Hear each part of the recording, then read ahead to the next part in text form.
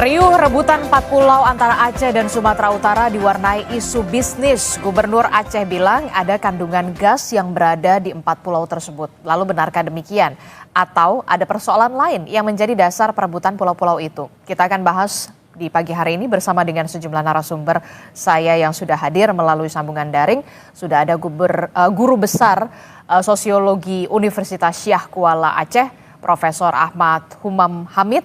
Kemudian ada Direktur Eksekutif Komite Pemantauan Pelaksanaan Otonomi Daerah atau KPPOD, Pak Herman Suparman. Kemudian ada Direktur Eksekutif Trias Politika, ada Mas Agung Baskoro. Selamat pagi Bapak-Bapak, Assalamualaikum warahmatullahi wabarakatuh. Pagi, waalaikumsalam warahmatullahi wabarakatuh, Mbak Disti semua. Oke, ini kita lagi membahas yang lagi banyak sekali disorot oleh publik, apalagi kalau bukan perebutan 4 pulau antara Aceh dan juga Sumatera Utara. Saya mau ke Guru Besar Sosiologi Universitas Syah Kuala dulu. Ada Pak Humam. Pak Humam, ini kan jadi sorotan betul ya beberapa pekan terakhir begitu ya. Nah, Gubernur Aceh beberapa hari yang lalu begitu ya, Pak Muzakir Manaf bahkan kekeh sekali untuk mempertahankan 4 pulau tersebut. Nah, alasan apa sebenarnya dari faktor sosiologis, kemudian dari sisi historis, atau kemudian justru ada ada potensi migas yang kemudian ada alasan bisnis di sana yang kemudian kekeh sekali Gubernur Aceh untuk mempertahankan 4 pulau tersebut. Sebenarnya apa?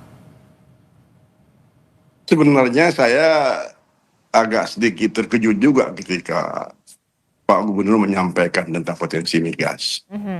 Saya yakin itu bukan sebuah statement yang berdasarkan akademik atau proof kajian.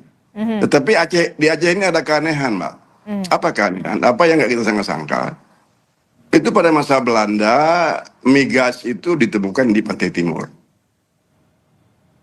Yang paling dekat dengan Sumatera Utara, di Perlak dan di di Rantau namanya itu, dan di Aceh Tam yang dekat dengan Sumatera Utara. Itu pada masa Gubernur Van Hees, dia mengancam pemegang konsesi Belanda yang tidak mau eksploitasi itu.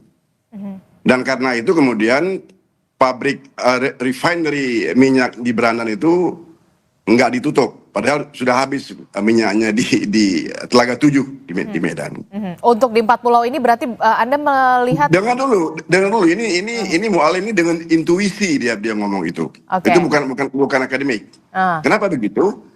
Pada masa Orde Baru gas itu bergerak lagi dia, bergerak ke arah barat, ke utara yang dikenal dengan Arun. Itu yang menjadi tambang emas Pak Harto dalam membangun Republik ini. Okay. Dan itu adalah simbol perlawanan masyarakat GAM pada masa itu.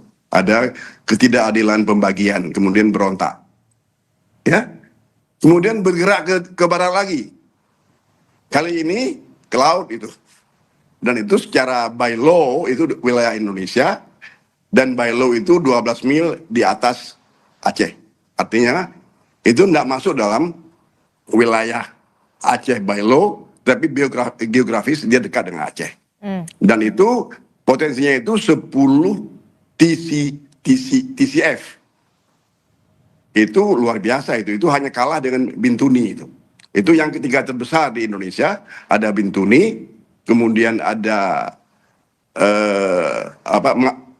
Masela, sekarang Andaman. Dan itu sudah akan dieksploitasi oleh Mubadala Energi, segera akan masuk harbor, segera mungkin akan masuk apakah Repsol, saya tidak tahu. Kemudian ada temuan lagi di pantai barat. Ini sudah masuk perusahaan Conrad, itu di Singapura, sudah akan dieksploitasi di atas Melabu dan sudah menemukan sumur baru di Singkel yang akan segera dieksplorasi gitu. Tapi jadi ada semacam ada semacam sungai mungkin di bawah itu, sungai bekas fosil gitu, yang di dalamnya itu ada minyak, ada gas, ya, dan itu mengelilingi Aceh. Dan itu Mbak mungkin takdir kami di Aceh ini untuk selalu ribut masalah itu karena ada sumber daya. Saya mulai berpikir apakah ini kutukan sumber daya untuk Aceh dan Indonesia? Mari kita rubah nikmat ini. Mari kita rubah rahmat sumber daya alam Aceh ini menjadi nikmat untuk bangsa Indonesia. Ya, lagi-lagi Mu'alim itu ngomongnya intuisi itu. Dia panglima perang, dia tidak nggak yakin apa, dia jarang mungkin ya mana dia tahu mengenai migas. Saya pun nggak tahu. Itu mungkin intuisi dia itu. Jadi saya juga mendengar dari teman-teman itu masuk dalam wilayah yang akan dieksplor oleh Kongrat. Tapi ini masih spekulasi ini. Ya, cuman sayangnya Mu'alim kok lepas dia ngomong itu. Tapi biasalah Panglima Perang kan intuisi yang sering keluar. Oke, ya? Jadi menurut Anda ini adalah intuisi dari seorang gubernur Aceh begitu ya? Saya kira ya, karena dia tahu perpindahan itu loh.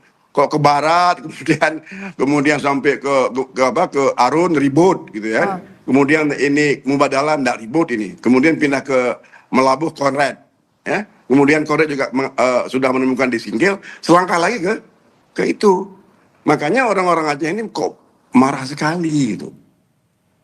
Saya tidak pernah melihat bersatunya komponen masyarakat Aceh dari yang ultra nasionalis NKRI, ya kan, sampai kepada bekas-bekas Panglima GAM. Oke, tapi Anda melihat kalau ini sebuah intuisi dari seorang gubernur Aceh, apakah ini juga bagian dari sikap untuk mempertahankan harga diri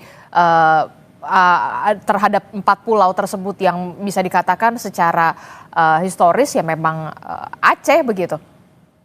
Begini Mbak, ini tanahnya kecil Mbak, lebih kecil dari kebun sawit saya ini. Saya punya kebun sawit di Pidi itu sekitar 85 hektar. Oke. Ya kan, dari gaji saya, dari kerjaan saya selama mengajar, saya sedang itu lebih kecil dari kebun saya itu. Pulau Panjang itu 47 hektar kurang lebih. Pulau Lipan, Mangkir Ketek, Mangkir Besar, itu kurang dari 10 hektar. Oke. Ya kan? Jumlahnya sekitar 70 hektar. Lebih kecil daripada kebun sawit Prof. Humam gitu. Oke? Dan dia tidak lebih dari 1/4, ya, 1/4 luasnya kompleks stadion GBK di Senayan Jakarta. GBK itu kalau nggak salah kurang dari 280 hektar. Nggak ada apa-apanya kalau fisik. Secara fisik. Tapi bagi Aceh ini simbol ini. Oke. Kalau udah simbol kita udah nggak bisa ngomong nih. Ini sudah nilai. Ini sudah internal ini. Dan ini harus kita ingat bukti-bukti historis pemerintahan. Bukti-bukti historis sosiologis, itu Aceh itu. Oke, bukti historis dan sosiologis itu Aceh berarti ya, keempat pulau itu ya? Apa yang paling gampang membuktikan itu adalah historis dan sosiologis.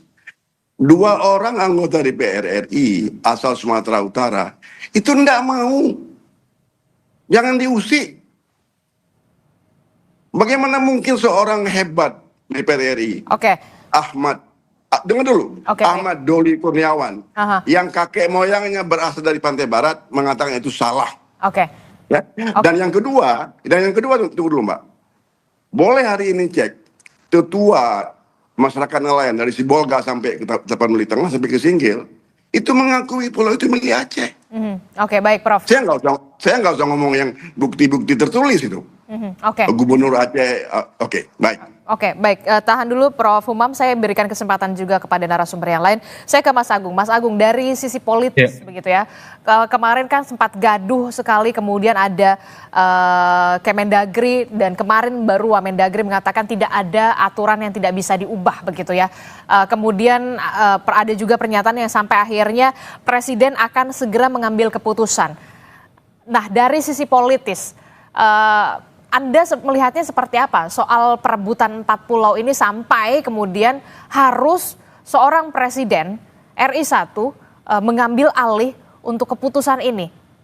Apa yang bisa Anda tarik dari sisi politisnya dari permasalahan ini? Pertama saya mengapresiasi Kemendagri ya, kemudian ruang untuk diskusi, dialog kembali, mengkaji ulang karena ada novum ya, bukti-bukti baru yang akan disampaikan langsung ke Presiden sehingga Presiden nanti akan memberikan statement secara langsung kepada masyarakat Aceh maupun Sumatera Utara tentang duduk perkara sesungguhnya empat pulau tersebut. Jadi saya mengapresiasi itu karena biasanya pendekatan Jakarta kan top down dan tertutup ya. Nah, Oke. kali ini Jakarta memberikan wajah beda, wajah baru untuk menegosiasi ulang semua hal yang sebelumnya sudah diberikan keputusan oleh Mendagri seperti itu. Jadi itu satu. Yang kedua memang eskalasi isunya terus meningkat, Mbak Adi. Di Aceh kita lihat ada beberapa penolakan baik dari masyarakatnya, kemudian elitnya. Dan ini bersatu semuanya dan saya kira ini harus dikelola dengan bijak, dengan baik oleh pemerintah pusat karena bisa menjadi presiden bagi provinsi lain, bagi daerah-daerah lain, bagaimana pemerintah pusat mengelola hubungan pusat dan daerah ini. Seperti itu. Kenapa? Karena kan menurut informasinya ada 4.000 lampiran semacam ini terkait perbatasan yang akan dibahas oleh Kemendagri. Kalau soal Aceh dan Sumut saja problematik, ini kan bisa berbahaya untuk kasus-kasus yang lain. Kalau misalkan keputusannya sifatnya top down tadi. Jadi ketika ada keputusan, kemudian ada kontroversi, kegaduhan, baru dievaluasi. Nah, saya kira pola-pola semacam ini harus dihindari. Jadi sebelum keputusan dibuat, semua harus duduk bareng dulu, memutuskan, membicarakan dari hulu sampai hilirnya sehingga tidak terjadi hal-hal semacam ini karena pola-pola ya langsung top down kemudian sepihak semacam itu yang seringkali membuat pemerintahan Pak Prabowo akhirnya harus apa ya kemudian gaduh hingar-bingar semacam itu dan yang memadamkan lagi dan lagi Pak Prabowo nanti. Kalau pola manajemen semacam ini dibiarkan kan nggak baik bagi kelangsungan Republik kita. Artinya apa? Pak Prabowo harus memastikan bahwa manajemen Superman yang belum miliki itu harus menjelma menjadi super tim juga di bawah. Dalam konteks ini Kemendagri jangan sampai kejadian ini berulang dan akhirnya membuat ya relasi pusat dan daerah terganggu, kemudian kedaulatan nasional kita juga apalagi sekarang ini agak sensitif situasi baik di global maupun di regional kita karena ada soal-soal perbatasan juga. Nah, yang ketiga saya melihat juga kenapa isu ini akhirnya memuncak karena ada cerita masa lalu yang belum sepenuhnya selesai, Mbak Adisti. Cerita di mana ya katakanlah pemerintah kita dengan rakyat Aceh kan istilahnya baru berapa ya 2004 berarti 21 tahun baru bisa bareng-bareng membangun masing-masing daerah, masing-masing republik semacam itu. Jadi ini butuh waktu yang lebih supaya apa memori kolektifnya menjadi positif terhadap kisah yang belum tuntas tadi. Ada kisah yang belum tuntas begitu ya, apalagi soal perjanjian Helsinki pada 2005 begitu itu yang juga kemudian mencuat kembali begitu ya soal perjanjian Helsinki itu. Saya kebetulan sampai SMA di Sumatera Utara, Kota Medan, Pak Umam. Luar biasa Mas Agung. Ya, jadi saya mendapati banyak teman-teman sekolah saya itu eksodus saat ada relasi yang kurang baik antara Jakarta dengan Aceh. Mereka pindah sekolah dari Aceh ke Medan dan saya mendengar cerita dari teman-teman SMA saya itu bagaimana persepsi dan kesan mereka terhadap Jakarta yang kurang positif seperti itu. Jadi saya melihat memang akhirnya historis politis yang tadi belum selesai dan ini harus dipulihkan benar, ini harus menjadi pertimbangan bagi pemerintah pusat merespon karena memang keotonomian, kekhususan tersendiri seperti itu, Mbak. Nah, itu yang kemudian saya ingin tanyakan kembali soal perjanjian Helsinki yang kemudian kembali mencuat kita tahu 2005 silam begitu ya soal antara Indonesia dan pada saat itu ada gerakan Aceh Merdeka pada saat itu. Nah, ini kan agak sensitif sekali ya soal itu ya, Mas Agung. Ini yang kemudian dikhawatirkan bisa kembali mengingatkan lagi gitu, mengingatkan kembali pada masa itu. Nah, apakah ini juga dikhawatirkan bisa mengancam karena kita juga tahu gerakan-gerakan penolakan saat ini tengah berlangsung juga di Aceh begitu karena eskalasinya juga semakin menghangat ya. Saya tidak mengatakan memanas tapi sedikit menghangat begitu. Dari sisi politis, seperti apa harusnya yang harus dilakukan oleh seorang Presiden Prabowo Subianto saat ini? Ya, apa yang hari ini dilakukan pertama kali oleh Kemendagri melalui Wakil Mendagri, saya kira sudah positif ya, sudah di luar cara Jakarta di masa lalu merespon beragam macam dinamika maupun penolakan dari daerah. Jadi saya mengapresiasi itu, pendekatannya sudah beda. Kemudian Presiden langsung turun tangan dan saya yakin secara personal nih Pak Prabowo dengan Pak Mualem ini punya hubungan yang sangat dekat. Jadi bisa diselesaikan secara hati ke hati lah. Dan Pak Bobi, Gubernur Sumatera Utara juga kader Gerindra. Jadi ini semua saling terkait dan mestinya bisa diselesaikan dari hati ke hati. Dan setahu saya Pak Mualem sudah di Jakarta. Jadi pendekatannya bisa lebih sangat personal, kemudian secara ya batiniah istilahnya tidak harus meluas, dan ini berbanding jauh terbalik ketika waktu 21 tahun yang lalu Mbak Adisti, ketika misalkan dalam tanda petik maaf harus ada bencana yang luar biasa sehingga mau tidak mau semua pihak akhirnya duduk bersama untuk merefleksikan ulang relasi hubungan ke depan bagaimana rakyat Aceh dengan pemerintah Indonesia supaya semakin baik, semakin positif, dan akhirnya Aceh bisa semakin sejahtera di masa-masa mendatang seperti itu. Saya mau ke Mas Herman. Mas Herman, kalau dari kacamata Komite Pemantauan Pelaksanaan Otonomi Daerah atau KPPOD ini, permasalahan ini kan bisa dikatakan tadi ada yang belum tuntas sebenarnya, ada aturan yang belum clean and clear begitu ya. Kalau dari Undang-Undang Nomor 24 Tahun 1956 dan juga merujuk juga Perjanjian Helsinki. Nah, Anda melihatnya seperti apa? Apakah memang ada yang harusnya diselesaikan yang belum terselesaikan di masa lampau dan menjadi harus diselesaikan seorang Prabowo Subianto, atau seperti apa dari segi aturan otonomi sendiri kalau dari kacamata Anda, Mas Herman? Ya Mbak Adisti, pertama kami melihat ini memang persoalan kebijakan ya, Pak Agung, Prof. Human gitu ya. Pertama kita melihat sebetulnya kalau kita bicara batas daerah, rujukan kita adalah undang-undang pembentukan daerahnya. Dalam hal ini, dalam konteks polemik keempat pulau ini, yang menjadi rujukan adalah Undang-Undang Pembentukan Provinsi Aceh, Undang-Undang Pembentukan Provinsi Sumut, dan kalau kita turun ke bawah, ke kabupaten, kita cek juga Undang-Undang Pembentukan Aceh Singkil dan juga Tapanuli Tengah, gitu ya.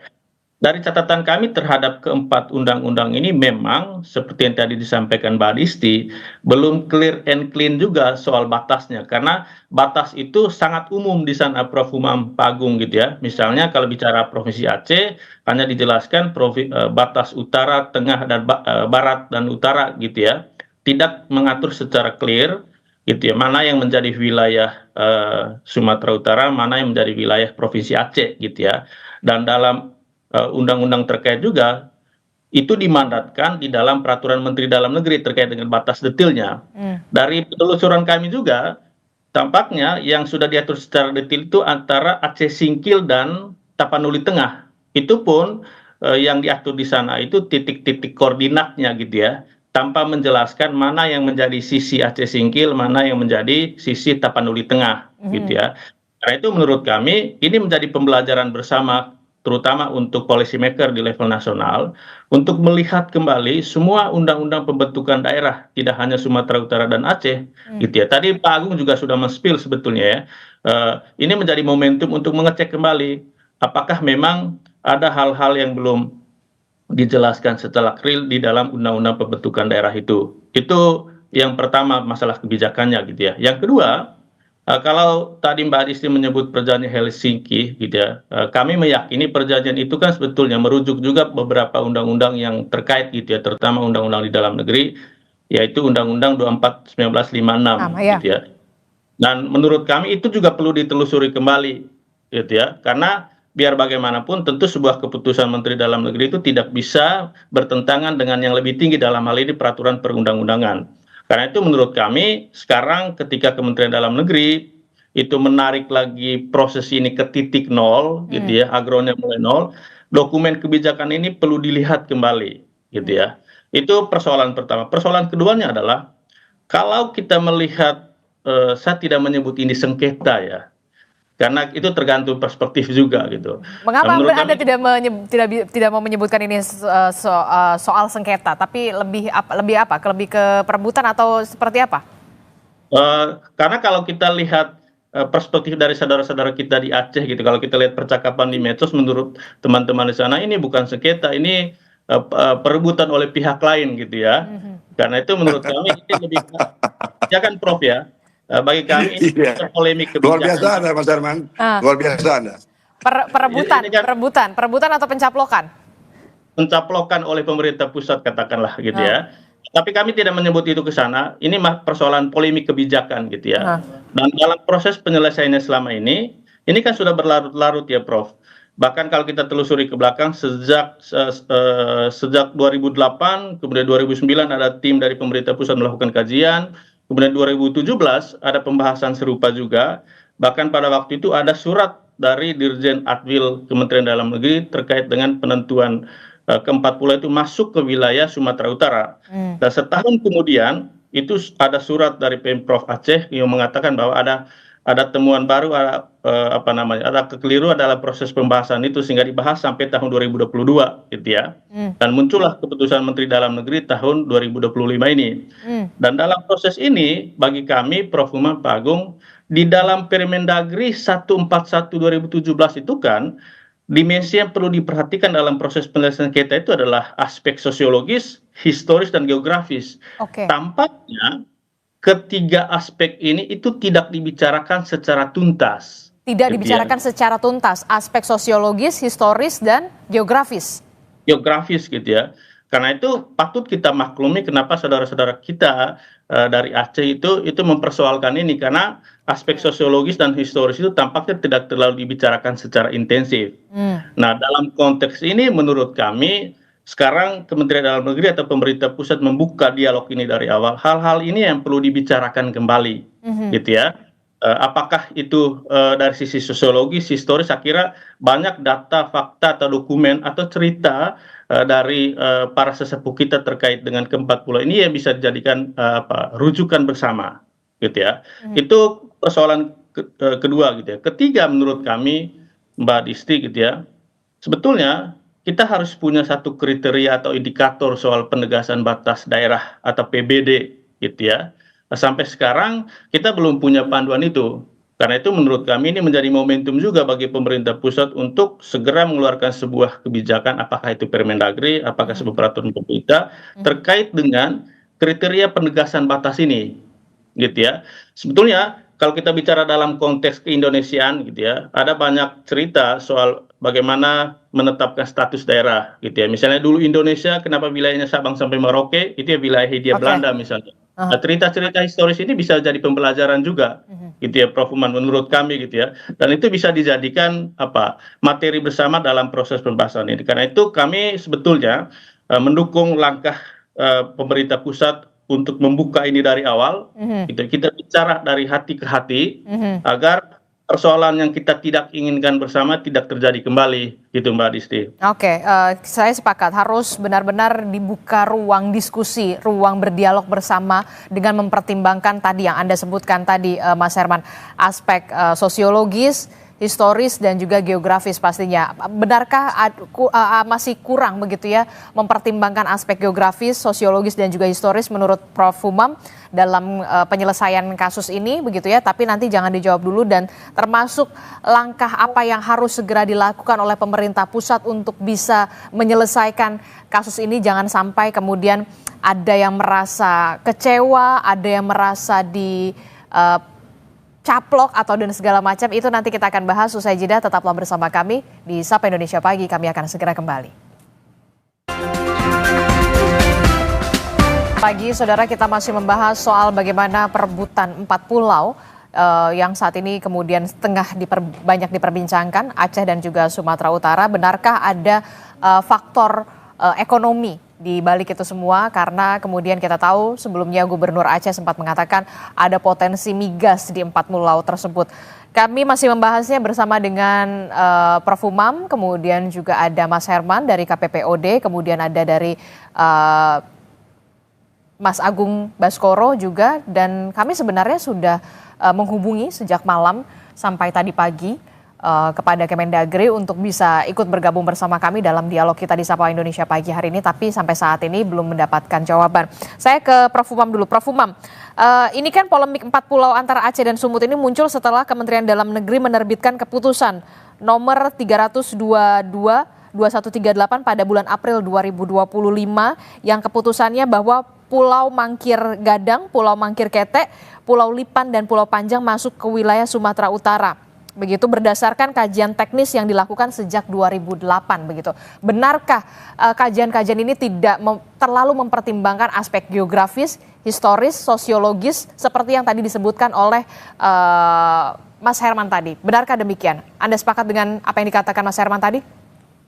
Jadi begini saya lihat, ini bagus sekali ini. Apa intisari daripada ngomongnya statement atau pembicaraan dari dua orang kawan kita ini, Pak Agung dan Mas Herman. Itu kita harus bergerak menggunakan paradigma baru dalam mengurus batas-batas provinsi dan batas kabupaten. Oke. Saya menamakan SK Pak Mendagri itu berpijak pada apa yang disebut dengan geografi kekuasaan itu. Mengapa demikian? Geografi. Karena ya pusat menentukan gitu dan menggunakan rupa bumi. Ini berbahaya sekali. Tidak ada historis, dan sebutkan teknis disebut kajian teknis, ya. Tidak ada historis, tidak ada sosiologis, tidak ada geografis, ya. Dan sekarang hikmah dari ini adalah baru muncul sekarang geografi kepemilikan, ownership, yang itu berbau sosiologis, bersandar historis. Oleh karena itu, saya sangat senang dan sangat terharu ketika masalah ini kemudian ditugaskan kepada Pak Wamendagri. Dan dalam statement kemarin itu, dalam 2-3 kali perjumpaan dengan pers, dia langsung menyatakan ini akan mengacu sesungguhnya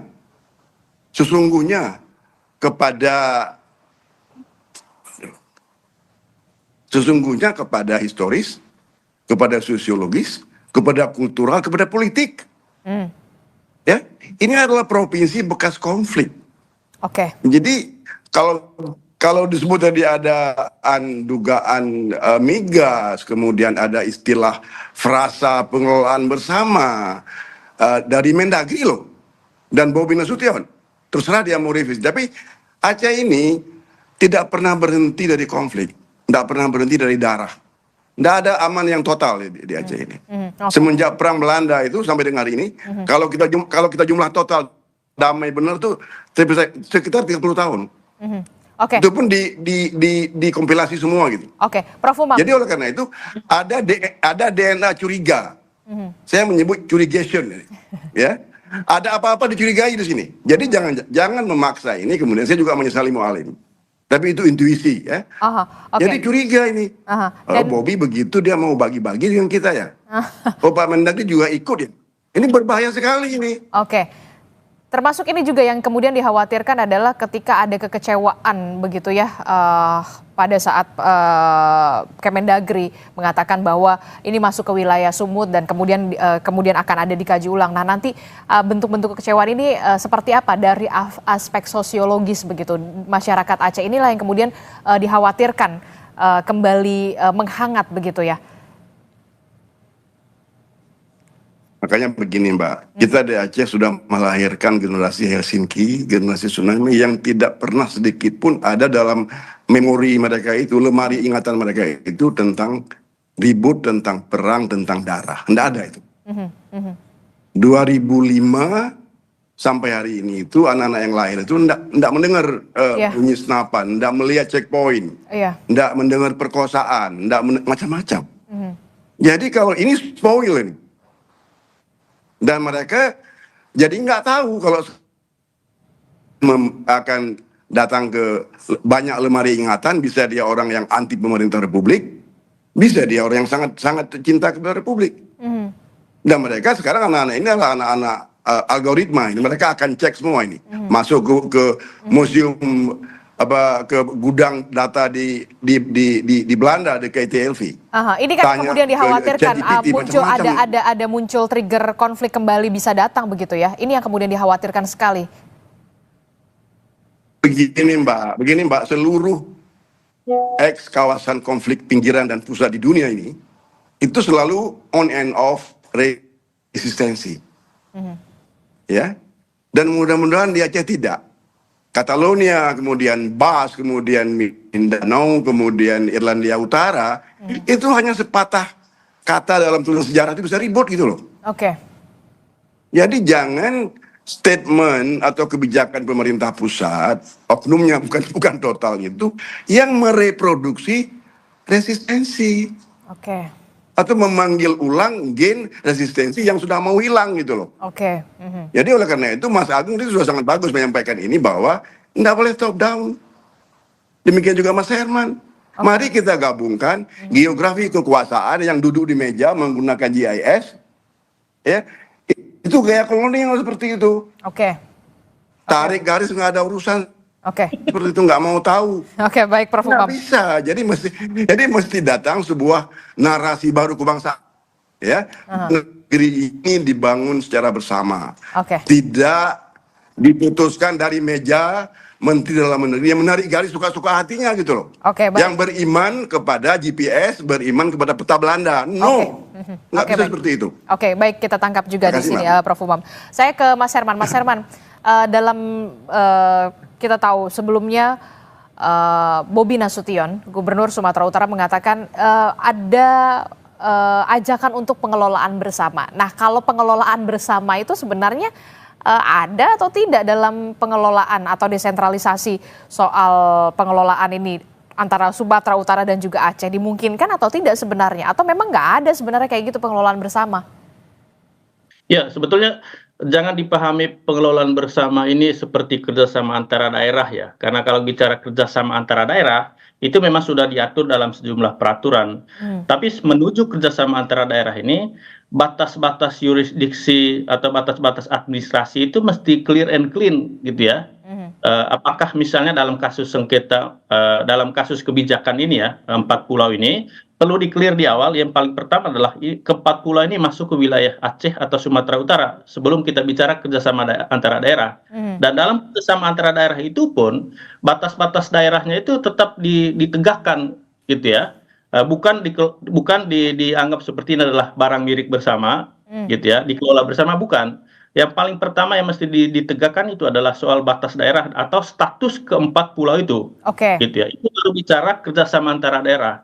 Dan dalam kerjasama antara daerah itu prosesnya juga panjang gitu ya. Jadi tidak semerta-merta ketika ada sengketa seperti ini, ada polemik seperti ini langsung dikelola secara bersama gitu ya. Karena dalam konsep desentralisasi dan otonomi daerah tentu ada hak-hak keuangan atau basis-basis legitimasi wilayah dalam memberikan pelayanan pemberdayaan masyarakat atau dalam upaya memberikan sentuhan pembangunan terhadap ke-4 pulau itu gitu ya. Jadi yang paling pertama yang mesti di-clearkan itu adalah batas. Jadi kami mengatakan tidak ada kamus kata kelola bersama dalam konsep seperti ini, gitu Mbak Disti. Oke, jadi tidak ada kamus pengelolaan bersama, harus diperjelas dulu soal batasnya dulu ya, batas wilayahnya dulu. Kalau Mas Agung, pernyataan dari seorang Gubernur Sumatera Utara, Bobi Nasution, soal pengelolaan bersama ini menurut Anda dari segi politik begitu ya, bagaimana? Apakah ini coba mendudukan supaya dapat win-win solution atau sebenarnya justru makin memperkeruh begitu? Kalau tadi kata Mas Herman, sebenarnya nggak ada pengelolaan bersama, harus diperjelas dulu batas wilayahnya. Persis. Jadi kan ada otonomi khusus di Nangro Aceh Darussalam. Tapi semua juga khusus Mbak Adisti, karena ada epicentrum Solo di sana. Jadi ketika kekhususan masing-masing ini beradu hari ini, sudah benar Pak Prabowo mengambil peran di sana supaya win-win solutionnya tadi dapat. Jadi kekhususan yang dimaksud itu dalam artian kalau misalkan 4 pulau tadi ke Aceh, Sumatera Utara ini apa ya istilahnya kompensasinya yang lain gitu. Program pusat atau apa. Jadi maksud saya ya kekhususan masing-masing ini harus ditempatkan sama dalam proporsi dan komposisi takaran yang pas. Supaya apa? Supaya tidak ada yang merasa dianaktirikan. Ini kan anak kandung Republik semua. Betul. Nah, pusat harus mengayomi semua anak-anaknya ini supaya apa? Mereka menjadi dirinya, mereka lebih baik terus-menerus sebagai daerah, sebagai provinsi dengan kekhususan-kekhususannya. Walaupun kekhususan Sumatera Utara ini relatif gitu, tapi nggak bisa dilihat bahwa Sumatera Utara istilah saya dalam konteks ini kemudian diabaikan. Supaya apa? Supaya tadi tidak ada kesan atau perasaan yang lain. Aceh apalagi sudah jelas terafirmasi punya kekhususan otonomi khusus, undang-undang sendiri, namanya juga Nangro Aceh Darussalam, jelas sekali Betul. sehingga mindset dari pemerintah pusat top down iya, bottom up iya. Jadi apa mix itu yang harusnya bisa membuat keputusan yang objektif, yang bijak, yang pas supaya apa masyarakat Aceh juga happy, senang gitu. Sehingga memori-memori minor soal Jakarta, soal masa lalu itu yang tadi sudah dipotong generasi oleh generasi tinggi, generasi Kok nggak dengar soalnya? Betul. Udah. Kita nggak dengar soalnya. dan lebih positif lagi, konstruktif melihat Republik dan melihat masa depan Aceh seperti itu. Aha, Anda melihat aroma Solo masih kental dalam ini juga dalam permasalahan ini, begitu karena kita lihat juga Gubernur Sumatera Utara begitu Bobi Nasution. Anda melihat dari segi politisnya seperti apa? Persis. Tidak bisa dilepaskan kan. Kita tahu misalkan apa Mas Bobi memang punya dalam tanda petik privilege ketika merespon soal apapun termasuk kasus pulau ini. Dan itu menjadikan dasar bagi pemerintah pusat melihat kekhususan Sumatera Utara hari ini. Apalagi ketika misalkan sampai hari ini kita tahu ya ada ekosistem di mana keluarga Solo juga terus-menerus mendapat sorotan publik secara masif.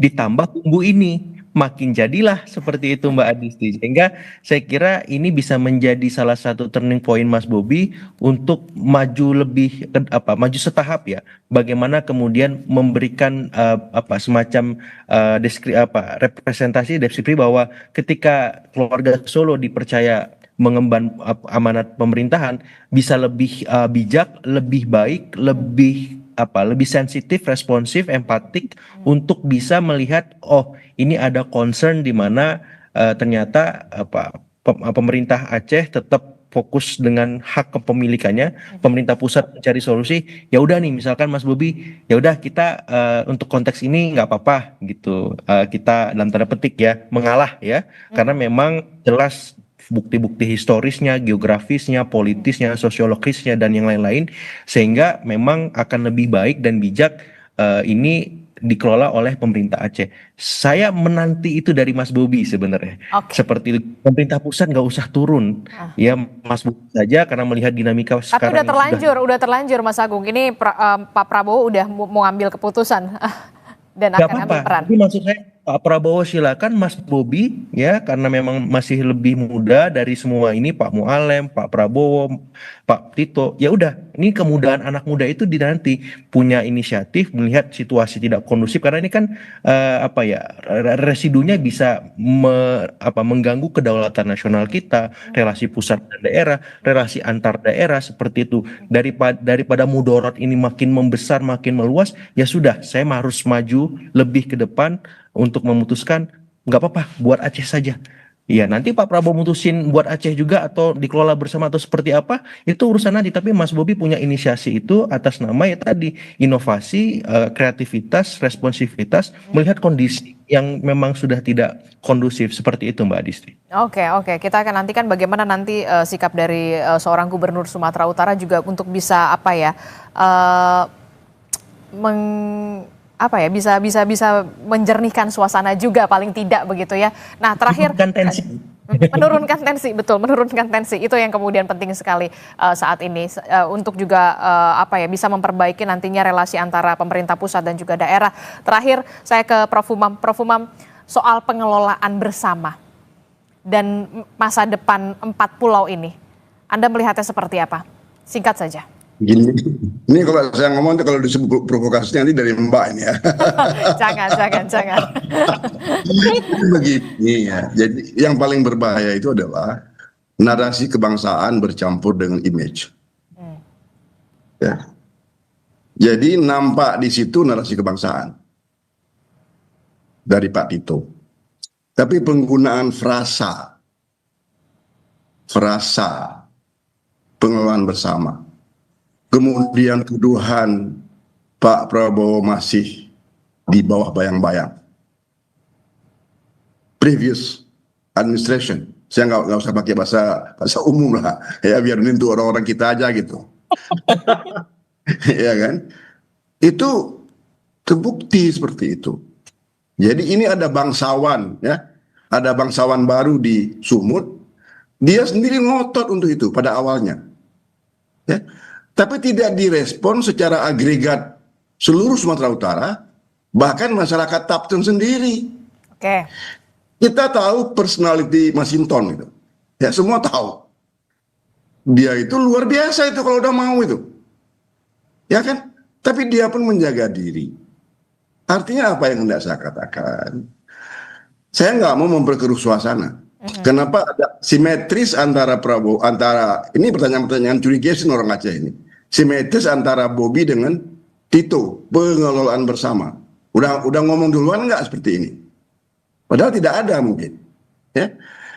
Jadi menurut saya, apa yang bisa kita simpulkan hari ini, secara historis, politis, kultural, administratif. Kalau Pulau 4 ini pada hari ini jatuh ke Sumatera Utara, Singkil terutama, dan Aceh pada umumnya merasa hilang. Dan itu luka. Kalau mau pakai kata yang paling provokatif lagi, dikalahkan oleh negara. Oke. Dan Aceh sudah mengalah, orang GAM sudah mengalah ketika di Helsinki. Oke. Ya, oleh sebagian ekstra ultra GAM disebut dikalahkan. Tapi orang Aceh mengatakan mengalah. Ya. Tetapi kalau Sumut, kalau itu kembali ke Aceh, memang memilih Aceh, itu Masinton nggak merasa dia hilang gitu, karena nggak pernah memiliki kok. Oke. Bagaimana kita mengatakan itu hilang atau dikalahkan karena nggak pernah memiliki. Jadi kalau Aceh ini kemudian, kalau pulau itu jatuh keputusan pemerintah, saya kira nggak mungkin Pak Prabowo. I honestly believe ya, Pak Prabowo nggak akan buat seperti itu. Oke. Itu masyarakat Aceh bukan lagi mengalah, bukan lagi GAM, ini masyarakat Aceh secara keseluruhan, dari ultra GAM sampai kepada ultra nasionalis NKRI. Oke. Bahwa Aceh dikalahkan oleh pemerintah pusat. Ini paling berbahaya. Ingat, 2 orang negarawan besar ya, yang membuat Aceh ini damai dari konflik 30 tahun lebih. Ya. Pak SBY turun gunung mengatakan hati-hati. Kalau ngomong hati-hati orang Jawa itu dalam loh. Kemudian orang Bugis, sudahlah kata dia, Pak JK, sudahlah itu hak mereka gitu. Jadi udah selesai ini menurut saya. Jadi 2 orang pelaku besar sejarah yang akan dicatat sampai kapanpun selama NKRI ini masih hidup, untuk menyelamatkan Republik ini dari bara gitu. Oke. Dan jangan memanggil gen yang sudah akan hilang. Oke, baik. Saya kira itu pesan saya, dan saya melihat, saya optimis, Wamendagri Bima Arya ini itu sangat dingin, sangat mengerti apa itu kultural, sangat mengerti apa itu partisipatif. Tidak salah dia menjadi kunci untuk ini. Saya kira begitu. Oke, kita harapkan nanti ada keputusan yang benar-benar tepat dari seorang Presiden Prabowo Subianto soal penyelesaian masalah ini ya, Pak Prof. Umam. Terakhir, Pak Herman. Ya, dengan posisi sekarang, dengan posisi sekarang diambil alih oleh Bapak Presiden, kita mengharapkan pendekatan dialogis itu yang diutamakan. Kemudian yang kedua, proses pembahasannya masih transparan, partisipatif, bermakna gitu ya, Prof. Umam, Pak Agung. Itu yang kita harapkan. Karena tidak hanya teman-teman Aceh dan Sumatera Utara yang menunggu, ini publik Indonesia nih menunggu sebetulnya. Karena itu kita membutuhkan benar-benar informasi pembahasan yang transparan ke publik gitu. Oke, terakhir Mas Agung, dari sisi politis, inilah yang kemudian keputusan dari seorang Presiden Prabowo Subianto benar-benar ditunggu oleh masyarakat Aceh khususnya dan juga Sumatera Utara. Ya, saya yakin setiap ada kegaduhan kan memang Pak Prabowo tahu formula yang pas untuk semua. Jadi untuk kali ini masalah 4 pulau terkait di Aceh dan Sumut, saya yakin semua anak-anak Republik ini akan mendapat semacam formula yang pas dan menyenangkan semua. Saya yakin seperti itu. Dan ini makin kesini makin tensinya makin turun. Ya terkelola karena Wamendagrinya Mas Bima juga punya background yang cukup dalam soal politik lokal, otonomi daerah dan seterusnya, sehingga ini bisa harapannya memberikan win-win solution, solusi Betul. terbaik bagi semua daerah. Seperti itu, Mbak. Oke, kita harapkan tentu saja Presiden Prabowo Subianto akan mengambil keputusan secara bijak begitu ya, secara bijak, secara tepat pastinya tidak ada yang merasa kecewa dan ada anak emas atau anak tiri, jangan sampai ada seperti itu karena semua Indonesia satu kesatuan. Terima kasih Mas Agung Baskoro telah bergabung bersama kami, Mas Herman telah bergabung bersama kami dan juga Prof Umam, terima kasih sudah berbagi perspektifnya di Sapa Indonesia Pagi. Oke, Assalamualaikum, selamat pagi. Ayo ngopi di aja nanti, kopi gayo ya.